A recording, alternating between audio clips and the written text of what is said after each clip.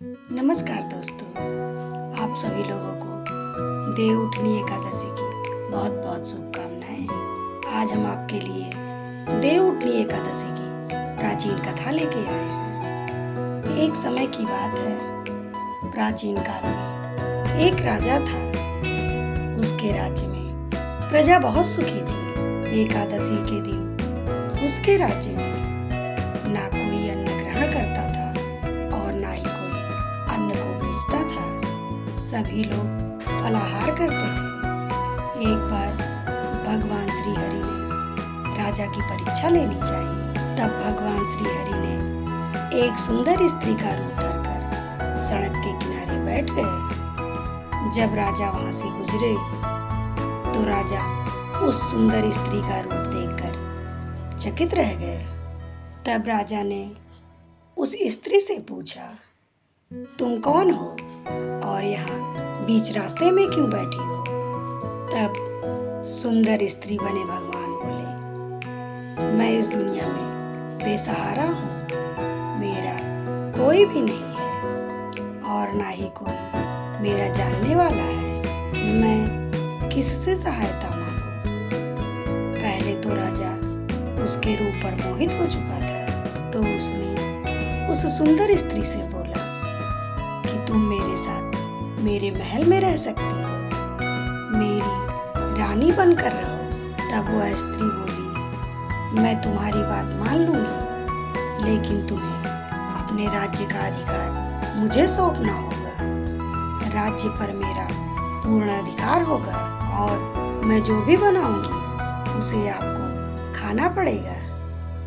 राजा उसके रूप पर मोहित हो चुका था, इसलिए उसने उसकी सारी शर्तें मंजूर कर ली और उस सुंदर स्त्री को अपने साथ अपने महल में ले गया और उससे विवाह कर लिया और अपनी रानी बना लिया।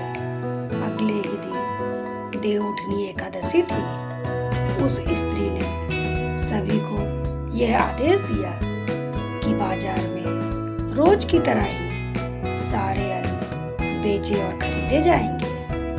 उसने महल में मांसाहारी भोजन पकाया तथा परोसकर राजा को खाने के लिए कहा। राजा बोले, रानी, आज देवउठनी एकादशी है और मैं आज सिर्फ फलाहार ही करूंगा। तब उस सुंदरी ने राजा को अपनी शर्त वाली बात याद दिलाई और कहा, यह खाना तो आपको खाना ही पड़ेगा, नहीं तो मैं बड़े राजकुमार का सर कटवा दूंगी। यह सुनकर राजा बहुत दुखी हुआ और उसने अपनी स्थिति अपनी बड़ी रानी से कही। तब बड़ी रानी बोली, राजा, धर्म मत छोड़िए, राजकुमार की बलि दे दीजिए। बेटा तो फिर मिल जाएगा, लेकिन धर्म नहीं मिलेगा। ऐसा कहकर बड़ी रानी रोने लगी। तभी बड़ा राजकुमार वहां आ गया। माँ की आंखों में आंसू देखकर बड़े राजकुमार ने माँ से उसका कारण पूछा। तब बड़ी रानी ने राजकुमार को सारी बात बता दी। पिताजी के धर्म की रक्षा जरूर होगी। राजा दुखी मन से पुत्र का सर कटवाने के लिए तैयार हो गया। तब उस सुंदर रूपी स्त्री के रूप में भगवान प्रकट हुए और असली बात बताई और बोले, हे राजन, तुम इस कठिन परीक्षा में पास हो गए। भगवान ने प्रसन्न मन से राजा से वर मांगने को कहा। तब राजा बोले, भगवान, आपका दिया हुआ सब कुछ हमारे पास है। आप हम पर अपना आशीर्वाद बनाए रखें और हमारा उद्धार करें। उसी समय वहां एक विमान उतरा।